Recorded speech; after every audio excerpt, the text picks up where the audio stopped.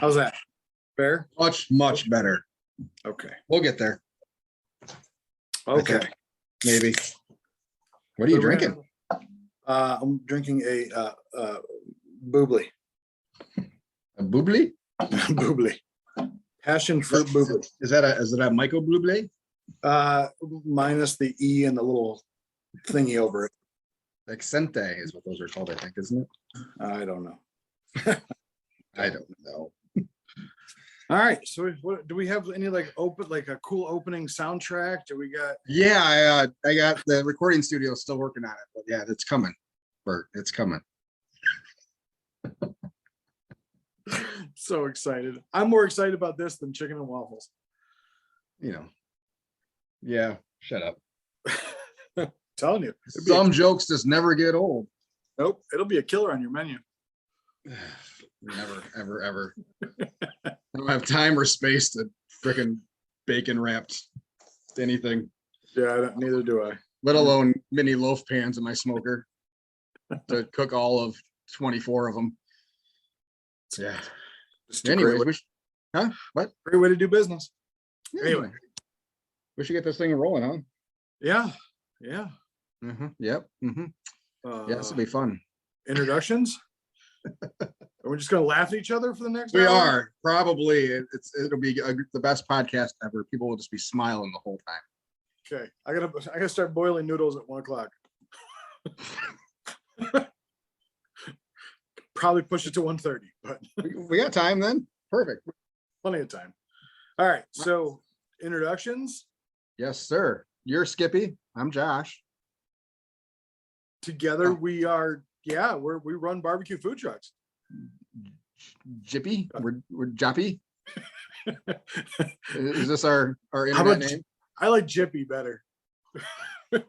Jippy's good. Yeah. Or Scotch. We can go with Scotch Jippy. Oof. So Like an awful drink. how's your week been? Awful. Okay. All right. Start off with a bang. Pretty much terrible. That's July. I mean, it's yeah, we're skipping the introduction part. Get right into the meat of the business. Come on. So yeah, we both run barbecue food trucks. July is awful. July's always been awful for us. It's slow. It's our regular locations that do well are, yeah, our business locations are awful right now. And our subdivision locations are okay. But I mean, people are on vacation. I mean, we saw it dropped off the last week of June. And it's, yeah, I mean, we expect, and this is based on, so my third full year, based on what we've seen the last 2 years, it should start to turn back around this week ish. Yeah, I mean, we're guessing, but the weather's supposed to be nicer here in Michigan, so that's good. Not nearly as humid. 76 today, I think, is the high, which is amazing. Isn't it great? Today would be perfect. I mean, I'd take this all year round, but I'm going yeah, out. What's that?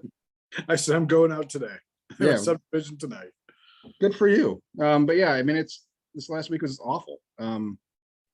We had 2 instances this week where there was apparently either people forgot we were coming, or there was a miscommunication. So when I went to confirm the day before, they're like, "Oh, didn't realize you were coming. We'll go ahead and start promoting. Let's go."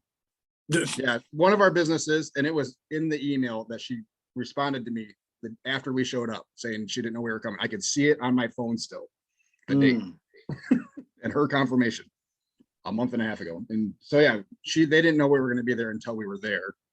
So they normally advertise to the rest of the business part for us. So yeah, that was an awful lunch, but saved by a really good subdivision night. And then, yeah, we had another one that was a subdivision that we had set 4 dates with them. We said, if the first one goes well, we'll do the other 3. The first one went phenomenal. I just made the assumption that we were good to go for the other 3. Apparently, he was waiting for further information, I guess. But I guess so. So that one ended up being okay. That one saved our day. But yeah, it's been a struggle the last mean, the whole month. I mean, we get your 4th of July is always bad.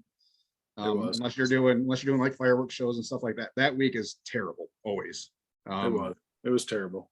The weeks following have not been much better for us. So, I mean, we're going to be up over last year. Not nearly as much as I thought we would be, just based on how the rest of the year has gone. I was hoping not to have the huge drop off that we have had the last couple of years, but. So working off of that, what you just said. So for all our potential new listeners that we're going to have. Well, they're all going to be new listeners. Well, that's true. Yeah. This is just going to go viral with these two beautiful faces. Of course, how could it not? Right. So I guess tell everybody who you are, your name of your food truck, and how long you've been doing this. Sweet Racks and Smoking Butts Barbecue. Let's see here. It was 2009.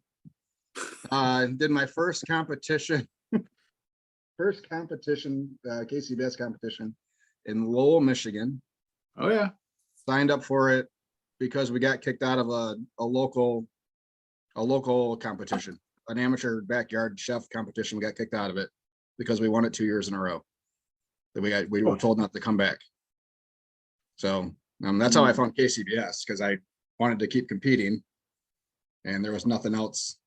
I mean, we thought we were ready for the big leagues, but yeah, we were wrong. Back in that day, there was 3 good teams in Michigan, and everybody else wasn't even close.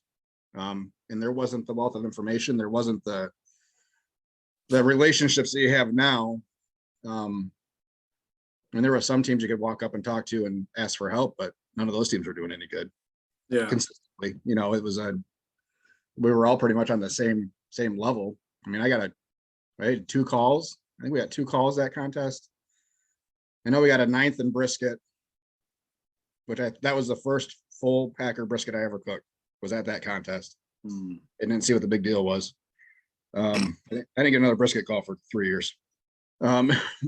Guess you knew what the big deal was after that. Yeah, I kind of figured it out. I think we got a call on ribs or something, but yeah, I mean, you get hooked then. So 12 years doing contests. Always been interested in food business. I managed a McDonald's for one of the busiest McDonald's is in the state of Michigan for 5 years in Lansing. I mean, we were just over $1.5 million in sales a year. And that was back when, food was cheaper. We were running $39.49 hamburger cheeseburger specials twice a year, and you 2 for $2 Big Macs. I mean, you remember those days. Oh yeah. When you could get, it was when I started in Lansing, I think a Big Mac meal was still $3, maybe $3.50. So yeah, it's $1.5 million in sales back in that day was a lot. It was a busy restaurant. Yeah. And we were quick, and that kind of stuck with me. I mean, doing the food truck, I like to say it was a lapse of judgment starting the food truck. It's one of those things where I was convinced. Why do you say it's a lapse in judgment? All right, so how long you been doing the food truck? Give it another couple of years, Bert. Right. So yeah, I mean, I have convinced myself that I didn't want to do a food truck forever because it was a cramped, small space, hot.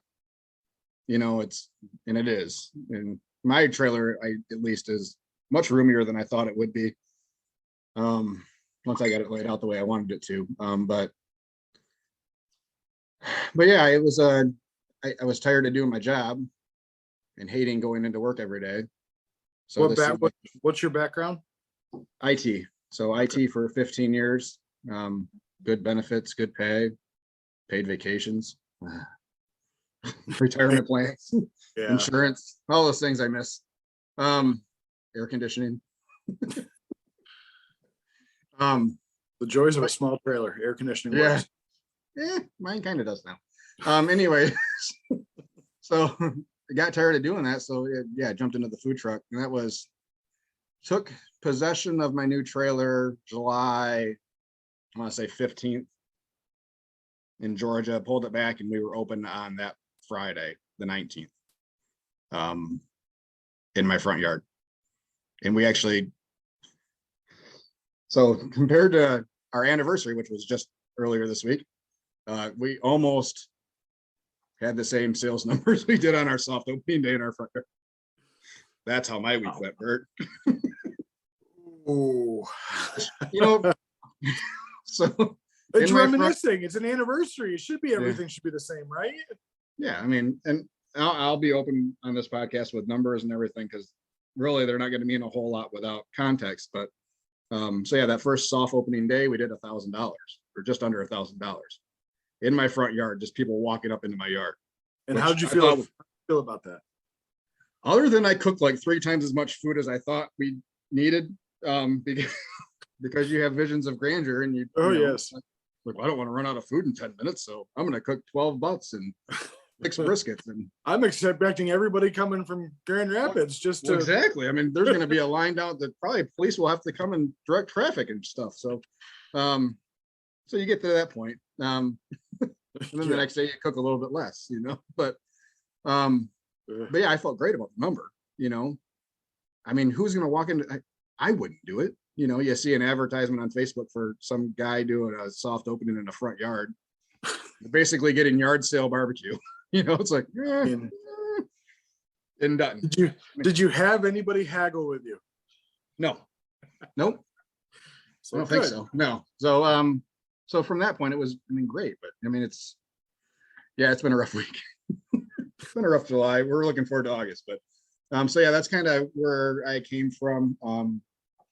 That's kind of how, I mean, we are very fast on our service, and that is all just from my background, and trying to get people through and figuring out the quickest way to get people through. And I think barbecue trucks inherently are faster than most other trucks, because we're not cooking pork butts to order. We can't. So yeah, exactly. While we're cooking ahead, everything's cooked. We just have to assemble. So as long as you have somebody that can assemble quickly, you're going to get people through your line quick. So all our menu items are for the most part designed with quickness, and we reuse a lot of the same ingredients repeatedly to limit the number of items we have in our truck and to limit the number of steps to take, if that makes sense. It does. So yeah, we have a couple outliers that best as possible. So yeah, because yeah, I mean, I mean, we don't do a lot of festivals, but hardly any, which is probably going to change. But when you go to a food truck festival and you see lines everywhere, and most of them aren't moving, you're going to go to the one that's probably moving. You're not going to want to wait exactly 45 minutes to stand around before you get food. Now, with that said, when we did the Silver Lake Apple Festival, it was a 2-hour wait for us. So wow. it was people were waiting about an hour to order, and then it was about another 45-ish minutes to get their food. Wow. That's how busy we were. And that was our first year. I mean, been open for 2 months. Yeah, I remember We that. had no idea what we were doing. I remember that. I came up and I said, "What do you got left?" "I got some potato salad." Yeah, that's what we had. Really good. Please buy it. But yeah, we were done in a couple hours. I mean, we had no idea what we were doing. The process camped out. Yeah, I mean, processes have changed quite a bit. Yeah, that weekend was a shit show too. I think you burned some ribs too. Maybe. I mean, yeah, we didn't do many, but yeah. But when we got there that first night for Thursday night, so I had like a mini storage unit set up in a tent right next to the trailer, and it poured Thursday night. Everything was like 6 inches of rain or something, or feet of rain. Yeah. I don't know. Yeah. A lot of rain. And that everything was just effing soaked, and it was awful. But yeah, so that's me. What about you, Skippy? Talk for hours about my awful experiences at places. You don't like talking. I want to leave time for your awful experiences. Well, so I started doing competitions as well in 2012. I too got a call in brisket with straight Montreal steak seasoning. I remember I went up to Tom Mogg from I can't remember his team name now off the top of my head. Giggly Pig? Is it Giggly Pig? Yeah. Yep. First competition guy I ever met. And I said, I got a call with Montreal steak seasoning, and I got all these people are using so much other stuff. And he looks at me, and I didn't realize he was looking at me with one of those grins that you don't want people to look at you with. Yeah. Yeah. So from there, I was hooked. Barbecue has literally consumed my life ever since. I was fortunate enough to, I think, win 3 times, which I think is one more than you, maybe 2. I'm not remember. You had to go all the way down to Florida, so that's fine. Yeah, I won in Florida. How about you? When you get out of the state and win. I still won 3 times. Yeah. And went to the Jack twice. And so barbecue competitions, there's goals. Everybody has goals to go places. And 2016 was I did my bucket list. I got a call at the Royal. I competed at the Jack. It was great. I've done mortgages for 15 years, kind of like you, 15-year thing. I made great money. I made shitty money, but I didn't have any fun. I was kind of just burnt out. I was doing the same thing over and over again. So I'm a sales guy. Now you're making shitty money and having fun. True. I'm at least having fun though. I'm Yeah. at least, somewhat having fun, but we're getting there. I'm learning as I go. I started mine October of 2021 and quit my job a month and a half ago. So this is it. This is where I'm going. I can run the truck myself based off of some things that, or some places that we go. Otherwise I have help, which is good to have. It's, I worked on your truck once or twice just for more, kind of see if I wanted to do it. I recommend that to anybody who ever wants to get into this, is work with somebody else, whether it's the same cuisine, whether it's the same setup, even if it's not, just work with someone else. My door's open anytime. Mine I will is take too. all the help. Mine is too. I mean, I've had people reach out to me from, Josh, you're is Grand Rapids still, or outside Grand Rapids suburb? Yeah. Grand Rapids. We'll So call it Greater Grand Rapids. So I'm in the greater Jackson area. It's definitely not the Is there a greater Jackson well area? I'm outside the city limits, let's put it that way. The metro area? I think you and I have probably 2 different business styles. And that's probably a good topic that we can transition into, is you're set up every day. You go to the same place, almost the same place every day. Mhm. Where I'm not. I travel around. I go to, breweries, distilleries, subdivisions. I think I've done more subdivisions than you. What? Yeah, but we'll talk about subdivisions. Well, we'll get there. Hold on. Let's.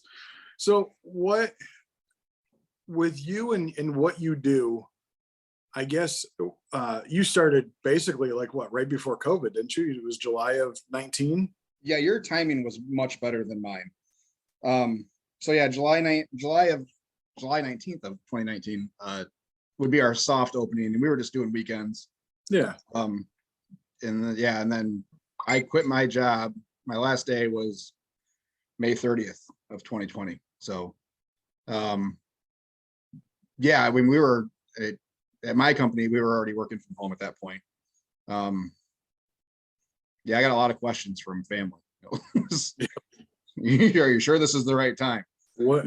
Nope, sure wasn't. But I knew if I didn't do it then, that I'd always find a reason. And I still had trailer payments to make. I mean, I didn't pay cash for my trailer. I mean, I had substantial payments to make that I couldn't do it just doing weekends. I mean, I'd freaking kill myself. What was when I came to work with you? What was the first thing you told me about quitting the job? Do you remember? No, I'm sure it was very wise though. You're never going to be 100% ready. Yeah, I stand by that.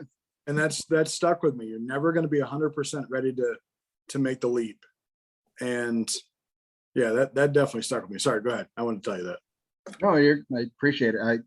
It's true. You're never. I mean, it's just like with anything else. New parents, you can wait until you're ready. You're never going to be ready, no matter how ready you think you are. You're never ready. This shit is going to throw you for a loop and make you want to quit everything. Rather be homeless than go back to onto the trailer. I mean, I had one of those days. I think it was when we were just doing weekends. It came up in my Facebook memories a couple weeks ago, or last week, I think it was even before we had our soft opening. It was like, this is the closest I've been to wishing we'd never started down the path.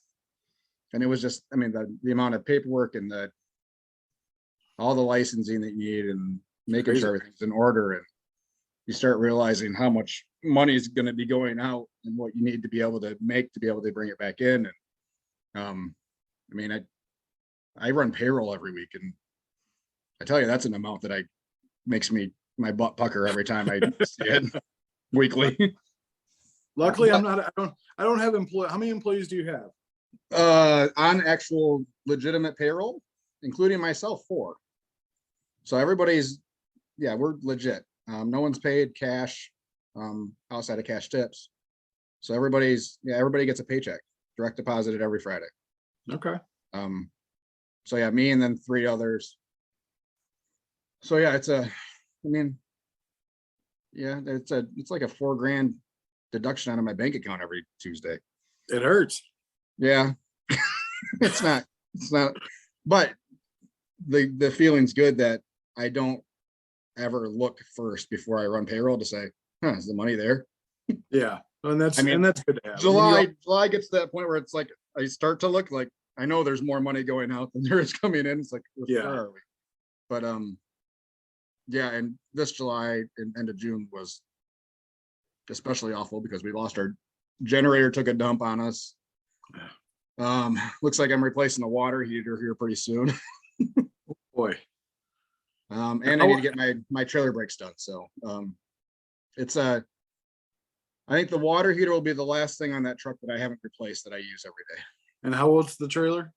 3 years. So I got it, 2019. Okay. July. But I mean, it's used. I mean, it's used hard.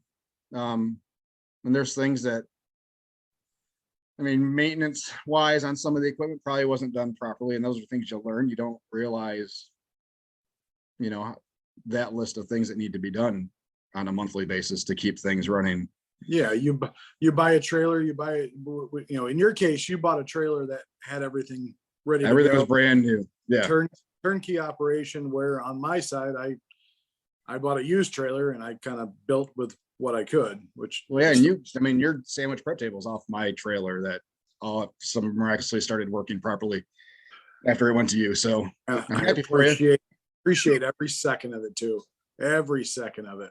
But I'm really happy with my new sandwich prep table because it's a little bit bigger.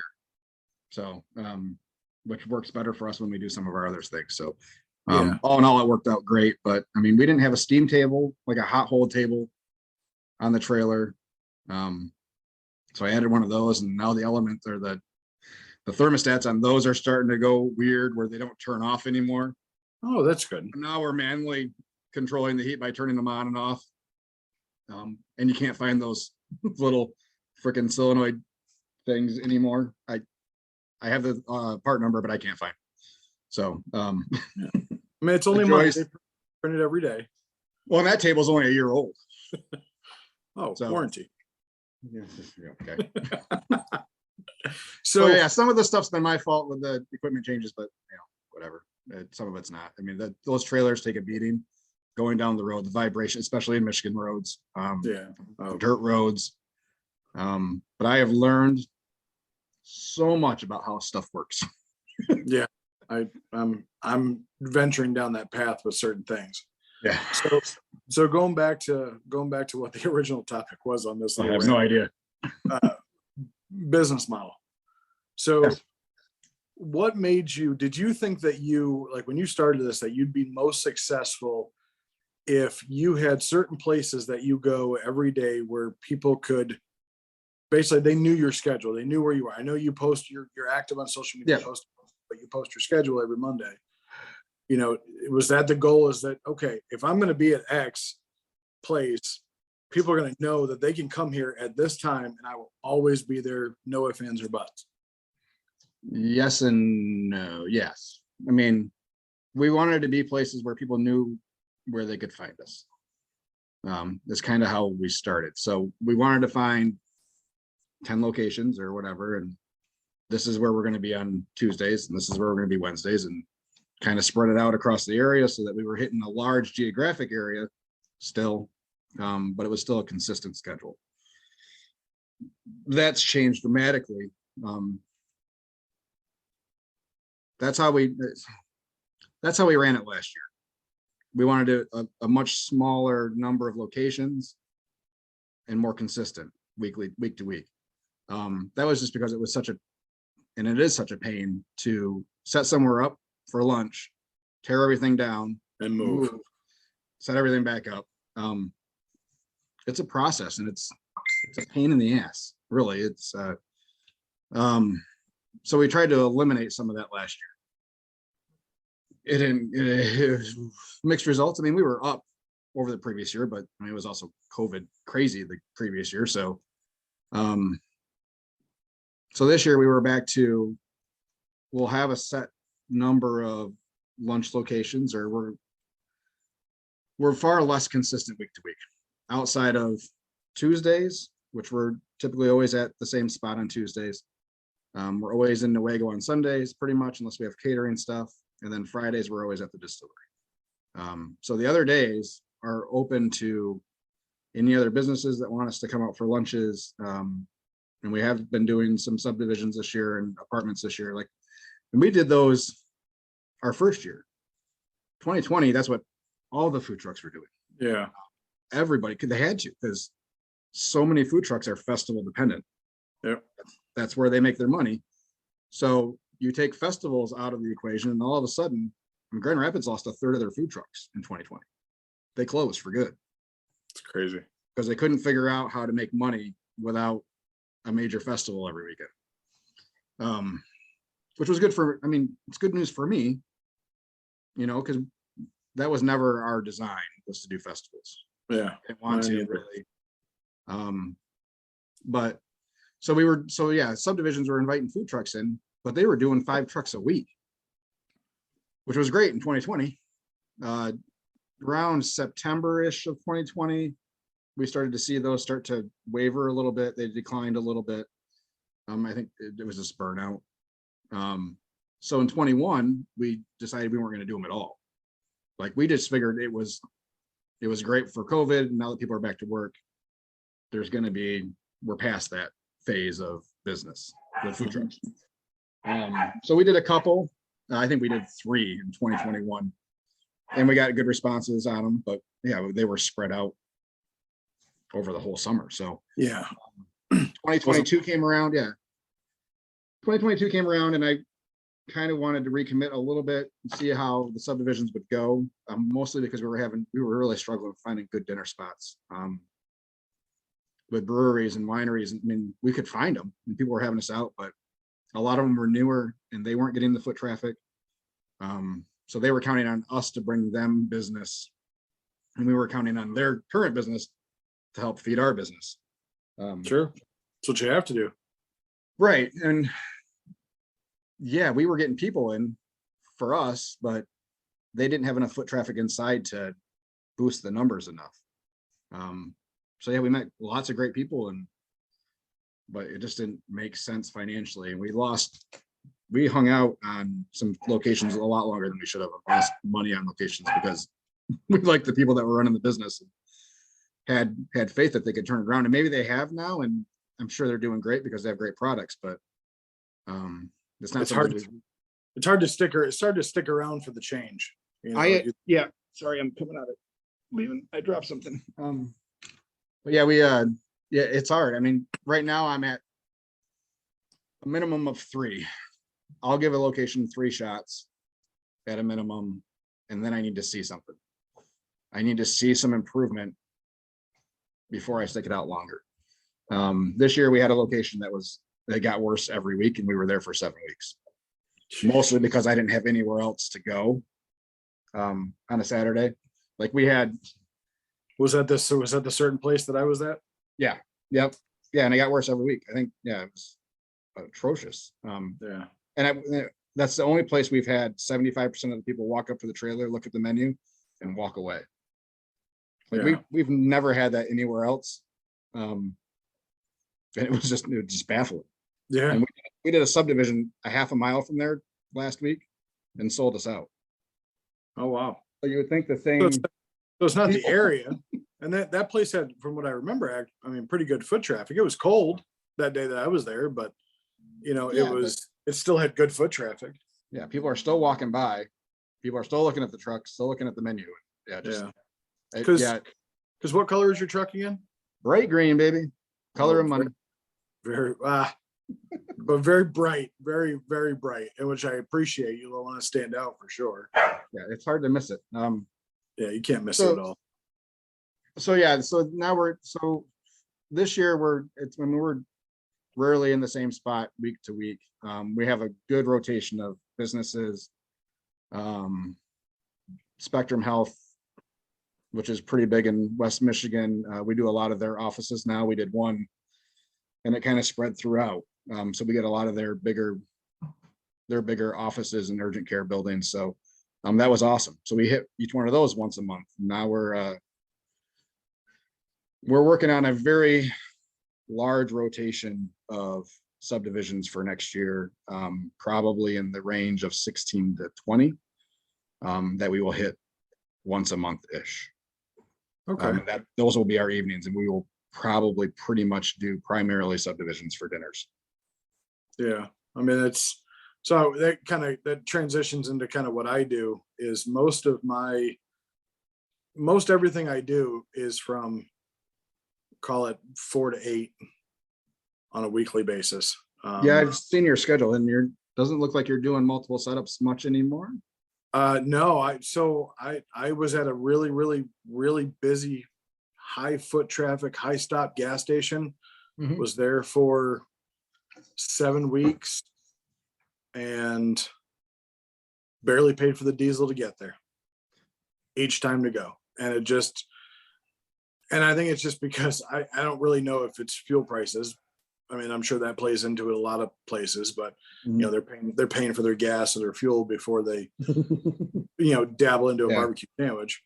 I did get a couple businesses from the local area that were asking about if I would come out and do their lunches. And I don't know if it's budget wise, but nobody ended up coming. I had a standing lunch order every Wednesday from an automotive plant that decided to hire a lot of temps, and temps don't want to spend their money because they're happy to get it. So, right. Those are, so kind of what I'm doing now is I hooked up with a. Can you hear my dog? Yeah. Oh, Jesus Christ. Which one is it? Pebbles? Yeah, it's Pebbles. The other one's a much higher pitched. Oh, Pebbles. And quieter. So I hooked up. I mean, I'm always on Facebook, the food truck group. I'm always looking through that. Most of it's on the east side. You guys don't really have a lot of postings. So I'm, kind of the reason I was asking about the whole business model was like, is it because that you don't have that type of traffic that we do over on the east side, where there's multiple postings a day from what people need from, graduation parties or set up at local breweries or, come to us for lunch. And, does that kind of, let's put it this way. You probably make more than I do, sell more than I do, because you're at it 6-7 hours a day and I'm not. But are you working harder than me? Am I just, I always wonder if I'm, of course you are. Yeah, just ask you. It's a silly question, Bert. I get it, but it's like, I guess, we were talking about sales the other day, and it's like, I'm squeezing every little bit I can out of whatever I make. I've learned, like, we talked about how much you cook. So in barbecue, you can only cook a finite amount. Last 2 Thursdays ago, I had a food truck rally that was supposed to last 4 hours. I sold out in 2. And then I had another food truck rally on Sunday that people backed out. I sold out in 3. I had my 2 best days ever. Yeah. I was at Gus Macker this weekend and it sucked. And there was a ton more people there. It was 200 and something teams of 3-on-3. And you figure their parents came and nothing. I mean, not, it was disappointing I mean, it's luckily it was local. If I had to drive to Lansing or Ann Arbor or something like that, I probably would have lost it. But it's just, I prefer like the evening. I mean, not the evening shift, but I get home later than you do. I know you get up way earlier than I do. Well, I don't know that you're getting home later than I am. Well, how late are you open? The subdivisions are typically like 4 to 8. So between 8 and 9 is when I'm leaving, and then it's an hour ride home. Are you staying busy that late? Yeah. I mean, you're Most getting of the breweries, distilleries, and subdivisions I go to have been great. I mean, they've been. I get the breweries, so we stay to breweries and distilleries and stuff until 7 usually. But yeah, typically we're done at subdivisions by 6:30. Yeah, ours are always, so we hooked up with, we'll call it a booking service. Mhm. We pay $50 a booking, and they promote us. At least they're supposed to. They've been hit or miss? Absolutely. We've gone there sometimes, and I've traveled an hour and 10 minutes and for 20 people. So there's not a lot that's around here, so I'm more willing to travel. I'll travel an hour and 10 minutes if I know the area is good, if it's Right. if it's affluent or something like that. But it's yeah, still, I guess, affluent it's or not. yeah, it's 4:30 to 7:30, and you better hope Okay. it's not raining. Raining, I've learned I don't have a fancy awning like you do. So I have my vending window that opens, and that's about it. Yeah, I mean, we've had rainy days though where it's way busier than we thought it would be. Yeah. Like, I mean, just stupid. Like, I don't get it. And then we have like a day today where it's 76, no humidity, absolutely gorgeous out, and we don't see anyone. It's like, well, what the hell sense does that make? You guys came out in droves when it was drizzly and miserable out a day ago. And it's 75 and a light breeze, and there's nobody. Yeah. Yeah. And I get that in the spring. I mean, we'll see that in the spring, like good weather in the spring, especially if it's like one day that's supposed to be nice on a 10-day forecast, we'll be dead. And I know it. I know it going in because people are this. I'm the same way. I'm going to try to get stuff done in the spring out in the yard. I'm going to try to get my yard work done on that day because it's the one day that's good. Or I'm going to try to hit the golf course on this day because it's the one day that's good. So I get it. But it took me a couple of years to realize the patterns, but there's patterns. Yeah, ish. They're there. There's patterns and everything, Bert. I do. Luckily our town is renovating their downtown area. It's pretty historic, but every other Tuesday's Food Truck Tuesdays. It's downtown. It's from 11 to 1. We average, I would say, 60 to 80 tickets in a 2-hour period, which is fantastic. But there's also, I don't know, there's 6-7 other food trucks there, and pretty much everybody's busy. So for a small town, that's awesome. It's fantastic. But like going back to the subdivisions, they're hit or miss. They've hit mostly. Mm-hmm. I didn't have help for one of them, so I had to do it myself. And I had the only time I've had a line 40 deep at a subdivision, and by the time I was done, I told them I was sold out, which was probably, I don't know, a half hour before the end of it. They were clapping for me. Like you guys, like, he's like, I thank you for selling out. You did it all by yourself and you kicked ass. And I'm like, I need a beer. I need something. Do you keep any in your trailer yet? Not yet. Everyone depends on who works with me, but there's some like alcohol more than others. Yeah. No, I definitely keep water. I've learned to keep water in my trailer no matter what. Drinking water, bottled water. Yeah. Is your AC keeping up or no? Yep. It does? So far. Yeah, so far.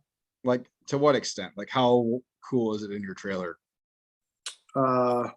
Like 3 days ago, Gus Macker, Gus Macker weekend. You were in a parking lot. Yeah. You were probably upper mid 90s. No, low 90s. So the trailer was probably mid 70s. Really? Yeah. I'm impressed. So here's the thing though. So your trailer. Well, I don't have a warmer. Yeah. Okay. So I'm using 2 Cambros. So, and my smoker is a warmer, so it's outside. I have a prep table, which that prep table puts out a lot of heat. I Mhm. didn't realize that. I can now understand why I get away from the wall. And I only run 2 of the 3 bays of my steam table. Okay. So but it's also the box of my trailer is smaller than yours. I probably have 9 feet from the back to the sinks. So, and that thing's right in the middle. So it does its job. We try to keep a window closed, but my help never likes to slide windows shut. Letting all the bought air out. I'm more worried about letting the damn bugs in. So yeah, it keeps up. I don't have the hood system that you do that can dramatically draw stuff out. Since we lost our onboard generator, we've switched to 2 smaller generators. So we can actually run the AC all the time now. Okay. So yeah, those 2 little generators have 2 kilowatt output more than my other one did. Really? Yeah. I wonder if that's why if that's why your manufacturer switched to the Kubotas versus the one that you had. Oh, did they? Yeah. Yeah, it doesn't That's- surprise me. So One, Big E we has were- on. propane, and those don't output as much just inherently because you're not getting the same number of, it just doesn't output as much. What'd you end up getting? 2 champions from Blaine's Farm and Fleet. Like the 3,500 watt one, 4,000 watt one, Yeah, I think they're 46 a piece. just paralleling together. Yep. So That's what they're I think. they're That's what running I- about 75% of load, and that's running everything that I have in the trailer. So whereas the other one, we couldn't turn on the air while we were in service. And without the air on, we were running about 90% capacity. Oh, that had to be So, brutal. and that's what the guy that I took it to said, yeah, you just wore it out. He said, you can't run them. I mean, they're designed to run like 50 to 70%. Yeah. And you were just pushing. Yeah, you just push it too hard. So he said, I'm not going to open up the governor all the way. I'm going to give you as much as I can. So I don't know how long it's going to last. So to replace the generator with the same one was $8,000. And I got these 2 for 2 Yeah. total. So even if they only last the same amount of time, I got 8 Money years well. before. Yeah, I mean, I got 8 years before I'm dropping the same amount of money. So Yeah. it was an easier decision. I was using 2 Predator 3,500s parallel together. Mhm. I don't have, you have the tongue. I don't have a huge tongue. So they're just in the back of my truck. And that's where ours are right now until I can figure out how to get them mounted where it doesn't look like a piece of plywood ratchet strapped to a couple generators. Yeah. Yeah. So I've seen that set up plenty of times, and I think it looks like Beverly Hillbillies, and that's kind of not the look we're going for. So I actually just sold them today, and I bought the 9,500 Predator. I was actually honestly just tired of having 2 generators in the back of my truck. Yeah. Having to move them because I don't know if yours are the same, but the exhaust was the power end was on one end, or the outlets were on one end, the exhaust was on the other end. Yep. So I always had them facing the back of my trailer or back of the front of my The trailer. exhaust facing out. So yeah. Yeah. Yep. So going in and out, trying to make sure that I had everything right. And I also went through 2 parallel kits because the cables kept breaking. Really? Yes. The cables kept breaking inside the parallel port on the generator. 2 of them did. So that's $300. So I spent the $300 and got the warranty for the Predator, and we're just going to roll with it. But it's on, it powers everything. I turned everything on, steam tables, air conditioning. I'm all electric. I have 0 propane in the trailer. Is it just as quiet as your other 2? Smidge louder. Not bad though. Smidge louder. So was it listed as I was shopping for these little generators? Was it listed as RV ready? Because I've noticed that is a thing on these little generators, RV ready. I don't. Yes, maybe. I don't know. The box is downstairs, but no. I think the it only is thing- because of the plug that it has. So the Predators had, or the ones that I just had 1 plug, a Okay. 30 amp plug that was a 3-prong twist lock. Oh, yeah. So so more for a house than a RV type. Correct. So this Yeah. one has two plugs, the 3-prong twist lock and the 4-prong twist lock. And it can run 240 and not just 120. Okay. So it's rated at like 68, 70 decibels, something like that. So it's going to be a smidge, but the exhaust is now out the side of it, not the back of it. Nice. So I can actually have it like at the back of my truck and be able to still use the bed of my truck for whatever I need to go get at the store. Yeah. So hopefully it'll work out just fine. We're still, in the hoping and praying field. That doesn't change, Bert, ever. Right. I am hoping and praying a water heater lasts another week. I am hoping and praying that, everything. Why don't you why haven't you gone on demand? It is. Like propane. It is. Oh, it is The a water propane. heater is on. Yeah, I don't have a tank. Oh, okay. So here's But it's propane. where the problem came. Here's what went bad on. What'd Chris do? No, Chris didn't do anything. I do like to blame him. Chris is his right hand Yeah. guy, in case anybody wants to know. Yeah, anything he touches, it breaks. But He also loves paper towels. yeah.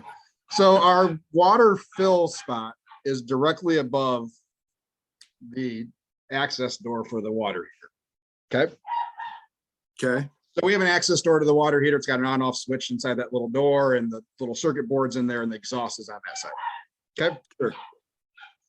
So if we're not paying close enough attention when we're filling the water, it'll come back out. There's a pressure relief, and the water comes out. Well, what happens is it drips down, and so that's the other dog. I heard that. I heard the octave change. Yeah. I need a better microphone. Family life. So when it overfills, it drips down onto the door. Now there's weather stripping on it, but it doesn't do a great enough job. So I think water gets in there, and we've had that problem every time. Either we have like a heavy rain or anything. Usually if you just open the door and let things dry out a little bit, it'll be fine. Really? Yeah. Oddly enough. Yeah, we've had that issue since we've had it. Well, one day when we had it open, the door open to let it kind of air out and whatever, we forgot to close it before we moved, and the little plastic cover over the circuit boards flew off in transit. Yeah. So I just saran wrapped it just to try to keep any moisture off it we could. But yeah, I think it finally got wet enough that we're starting to have some real intermittent issues. But we've been able to manage with hot water so far. So we've been able to keep it running and us running. So on the bright side, that's only like a $600 unit. Oh, only. I mean, yeah. I mean, just Compared to the every other day I was dropping $1,000 here and there on various things at the end of June. Because at the same time that I had the 2 generators, I had to get new tires on both my pickup truck and the trailer that same week. Oh, yeah, I just did that. Which was about $2,000 for all 8 tires. Wow, you got a deal. Yeah, Wonderland Tire in Byron Center. That's where you need to go. Yeah, they were phenomenal. So I will always go to them for tires. Yeah. He likes to talk about himself. Just ask him. I do, but I have a hard time stopping. I will ramble for days. Oh, it's fine. I'm allowed. So let's talk about trailers. Trailers? Yeah. Why, you looking for a new one? I can sell you one cheap. Well, you finally got it paid off. No, not yet. Oh boy. 5 payments left. 5? 4. January is my last one. Okay. So whatever that math is. So I bought mine used and built it the way I wanted it to. Mm-hmm. You bought yours built. And Custom you added, built, though. and you added the smoker, right? That's pretty much how it was. Yeah. So what would you do differently? Keep it short. Would you buy a trailer and then outfit it yourself, or would you still have a company build it for you and outfit it for you? Build it for me. Still better? For me, yes. I don't have time. I don't have time or my ADD is too strong. I can't focus on it long enough and my mechanical know-how is not strong enough for me to feel comfortable running gas lines and stuff. I'd rather have professionals do it. Well, yeah, okay. And then I have warranties. I have warranties on it. Everything's installed the way it's supposed to, and I don't have to worry about health department crap. For the most part, it gives me peace of mind. And for me, paying the extra is peace of mind. The only thing I would do different is financing. So would you pick the same trailer manufacturer that you did? Or would you, because I hear, for people who don't know, most trailers are built in the South, Georgia, most of the trailers. Yeah. I mean, they're cheap, non-Michigan. They're not cheaply made. They are just cheaper. So would you look to maybe a manufacturer up here that has the climate into consideration? They cost more. Well, correct. Significantly more though. But are you paying for higher quality? I don't think so. You don't think so? I honestly don't think so. I don't know that the trailers up here are built any better than the trailers down there. Our friend, who was it? Big E? Yeah. Who had the garage fire? Yeah. Who had a Southern Dimension trailer. The only thing that was, everything burned out. You could still see the frame of the trailer. You could. Perfect. Yes. Yeah. It's a solid steel trailer. And you submit anything to the weather up in Michigan, and that's another reason why we don't go out in the winter. So I'm not going to put salt all over my trailer. I'm going to do as little as I possibly can with salt on the roads. Okay. That leads to more questions. Yeah. So, I went out in the wintertime. I mean, it was my first stuff, I was still working, and I went out during, day before Thanksgiving, biggest bar night of the year. That was at the time, our best day ever. Yeah. We've had a lot of best days ever. Hope you keep having them. So your mouth to their ear. But I think I'm on my goal this year, since it's first full year, is to take the winter off. Yeah. I want to, like Christmas, we want to go to Texas, do the Texas tour that, everybody and their brother's done now. I'm always last to do everything. I didn't really do a full tour. I went down to try 2 places. I didn't go crazy like these other guys did. Oh. I didn't do enough research. There was the 2 that I wanted to try. If I go again, it will be a much more expansive tour. So I did slows, and then I wanted to do snows, not slows. Oh my gosh. Wow. I hope you, oh boy. Free plug. That was on my head. Anyways, Franklin's and then snows. And Franklin's is by far the best brisket I've ever had in my life. 3 days after I bought it, it was still the best brisket I've ever had in my life. But yeah, I went with those 2 places in mind, and Austin was a stop for me on my road trip. It wasn't just about going to barbecue. I stopped at food trucks when I saw them. I stopped at other places at random while I was driving and thought that they looked good or interesting, and I would stop there to eat. That was my food tour. I didn't, outside of the 2 places, I didn't have a single destination in mind. Okay. So, and that's the way I like to travel typically.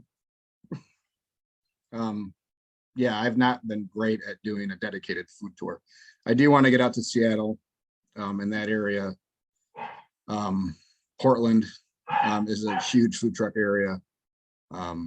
So there are some of those out there that are huge food truck areas that I would love to go see. But yeah. So anyway, sorry, you want to take the winter off? Yeah, I want to do the Texas tour. I want to know why it's so, I guess I want to know why it's so much better than, or why it's so much maybe different than what we have up here.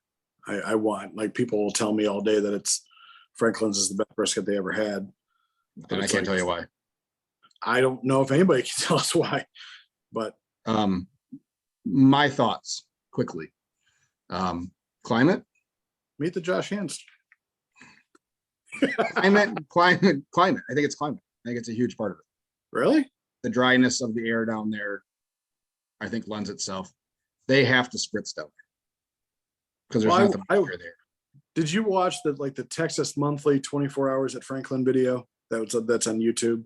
No, Well, but I have the masterclass series and I watched the Franklin masterclass and he goes Okay. through in detail his whole process yeah. and how incredibly anal he is about wood and the people that work for him. Okay. Like that's part of the interview. He hands them a piece of wood and asks them what it's going to do. How long is it going to take to burn? Oh, wow. So he knows that by picking up a piece of wood, what it's going to do in the cooker. And he just looks like such a nerd, He is, but that's why but it's a that's nerd why he about is who barbecue. he is. Yeah, I mean that's how he does it. That's how he cooks 100 briskets a day. Yeah. That's crazy. Yeah. Never want to cook 100 brisket. Well, I probably do, but Yes, you do. Um, Not on your trailer with it. So smokers, what do you use? Deep South, GC 60. Okay. Any What about major you? What? any major problems? Shut the fuck up. Oh, I forgot about that one. Stop baiting me into questions that you are just looking for a chuckle out of. Hey, this No, is for no this is issues with the smoker. It's all been user. entertainment Thank you. value Let's move only. on. Entertainment value only. No I too problems have at all. I do have a Deep South, a GC 42. So mine's significantly smaller than yours. Yeah, just 18 inches. So we had a conversation when I saw you earlier this year about the racks that are in this smoker. Mhm. You have the expanded metal racks. Yep. Where I have the round bar racks. And I'm like, I asked you, like, would you change? And you were almost like flat no. Like, I keep that stance. So the only thing I see about these racks that's different than yours, because I actually would rather have yours cooking smaller cuts, is just heat retention. Yeah. So when you shut your smoker down, because Mondays are typically your day off, right? Yeah, it's not lit right now. It's going to get lit here in about as soon as we're done. But yeah. So when you go out there, because it hasn't been running since when? 11 o'clock Sunday. So yeah, I cleaned off the inside of it yesterday at one in the afternoon. So right after our lunch rush. And it was about 200 degrees when I opened the doors on it. So Okay. by the time I was done cleaning it, it was probably down to 100. It was down to air temperature, room temperature by the time I got home at 6. So I probably I clean it. I don't have the racks that you have to probably scrape down as much. Mhm. And I cook pretty much in pans. I don't do ribs on a daily basis, only on specials. So I probably clean mine every probably 2 weeks. Okay. If I'm done cooking and I go out there to light it, 2 days later, Mhm. I'm still at 180 degrees. And I'm Really? wondering, yeah, it's the heat retention of this thing is amazing. And I'm wondering it's because the round bar racks, because they have to take a lot to get heat, that they just hold it and hold it and hold it. You're not emptying your charcoal chute though, right? You're leaving it, you just stop Yeah. cooking. Yeah. Oh, no, I empty my charcoal chute. I let it burn all the way out. Well, yeah. I take the fan off, but Yeah, it doesn't. You're still getting air. It's still burning. Yes. If you're drafting, if it's drafting the way it's supposed to, it'll still pull air in. It'll still, which Yeah. makes sense then. Well, yeah, Bert, if I have my fan set at 5%, I my didn't smoker's really. going to stay hot for a week. I don't have a fan on it. I take it I off. understand, but you're still pulling air in it. All right. Just saying. So you don't ever clean your heat transfer tube? Oh, don't look off in the air. I clean it. I can't get a air hose in there. So, Why not? Because I don't have one. You have a shop vac? I can't get the shop vac in there at all. There's at the end of my heat transfer tube is a little plate. Go from the other end. Go from the firebox end. I don't want to. Oh, you're telling me to vacuum it out.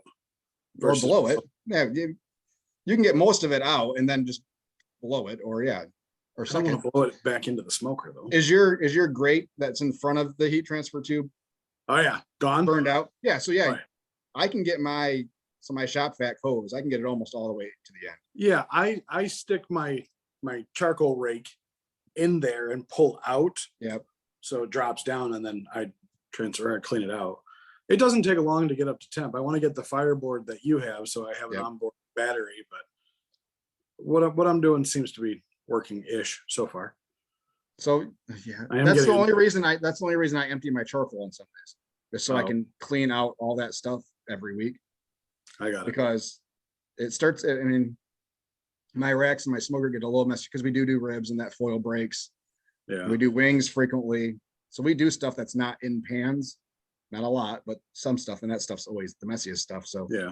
and it drips into those heat distribution holes. Yeah, So then the ash that's in there turns Oh. to, for sure. And it just sits there and gunks up and yeah. And then you You got look to figure out a way to attach a chisel to the end of a long stick to try to chisel it out. So yeah, I shut it all the way down. I take all the charcoal out of it. It's done burning.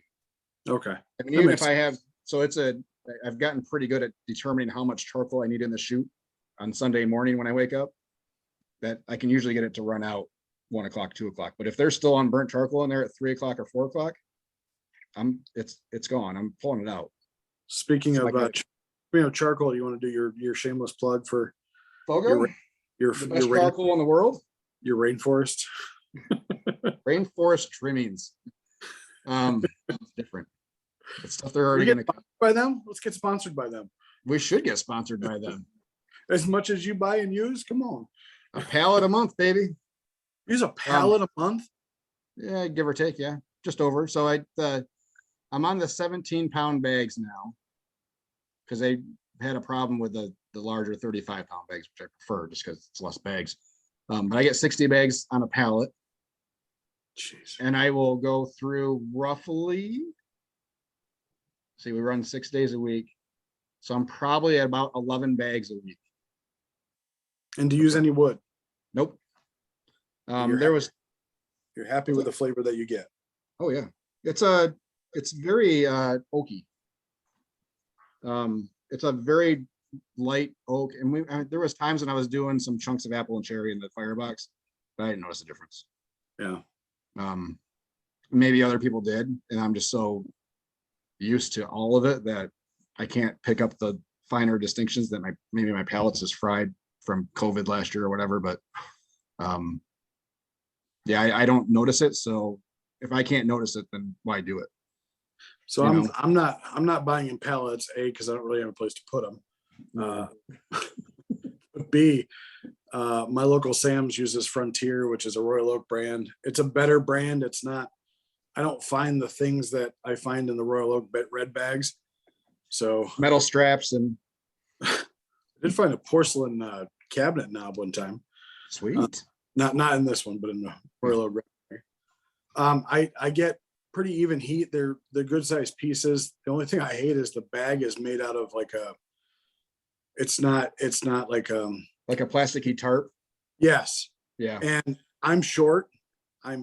So I have to climb on a stool just to make sure that I don't get crap all over the place, including the back porch.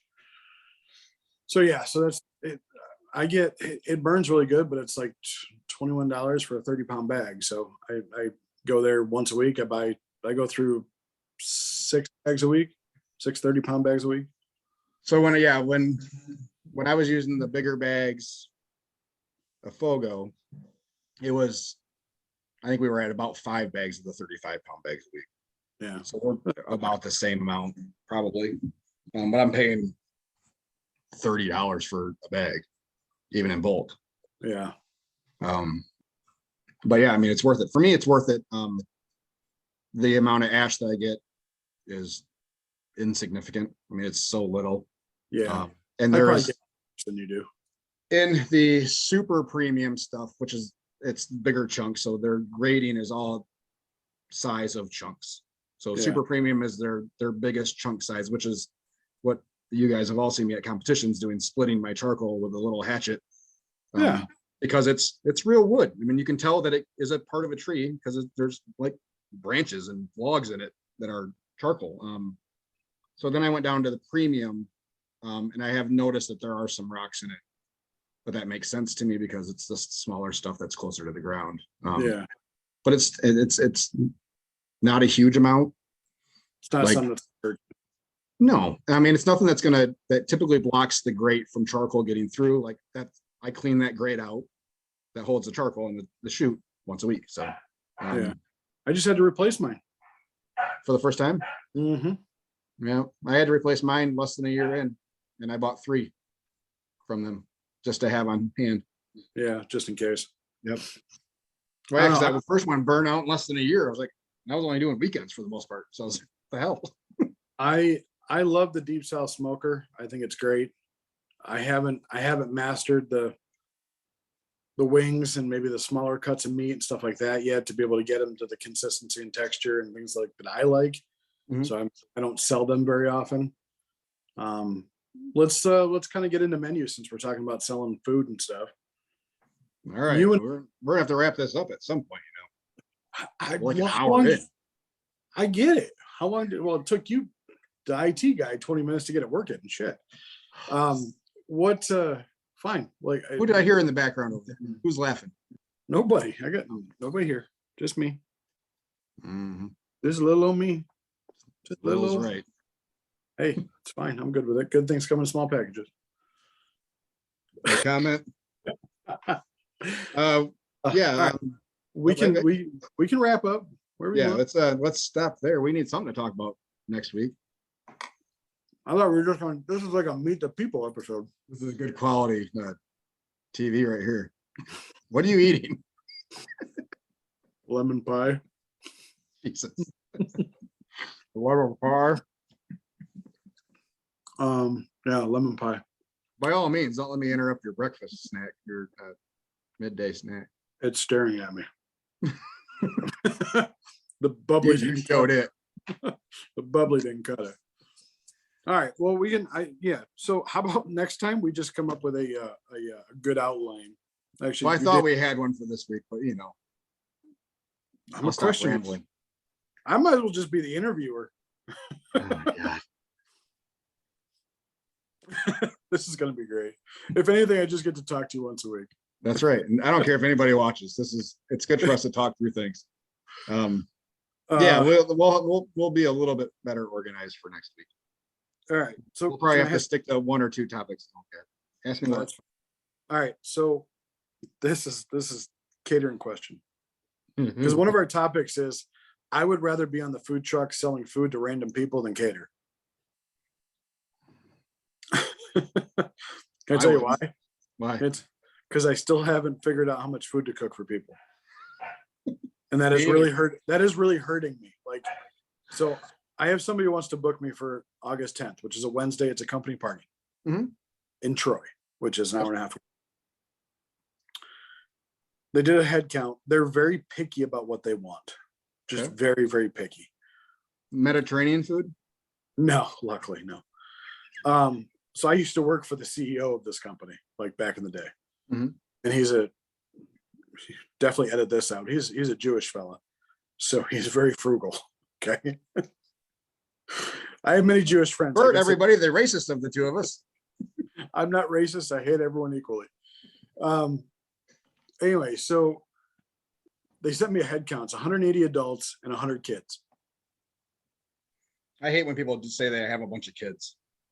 Well, I count them they wanted all me the to do same. they wanted me to do a kids meal. And they wanted me to cook Listen. hot dogs. I'm like, I don't do that. Like, that's not part of what I do. This is my business now. Like, I understand, I know you all, but this is my livelihood. So this is what I do. Either kind of take it or leave it. Yeah. They wanted me to do a buffet line because they thought our ticket times would be too long. And I'm like, you realize a buffet line, everybody's waiting in line for the buffet anyway. You're still going to do a buffet line faster than off the truck, but continue. Trust me.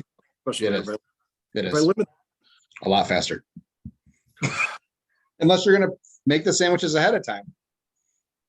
You're going to do a buffet. but if I can make 2 sandwiches in a minute, that'll get through enough people. Anyway, all right. How many people? So you have 200 and what? How many? 250? You said 150 adults?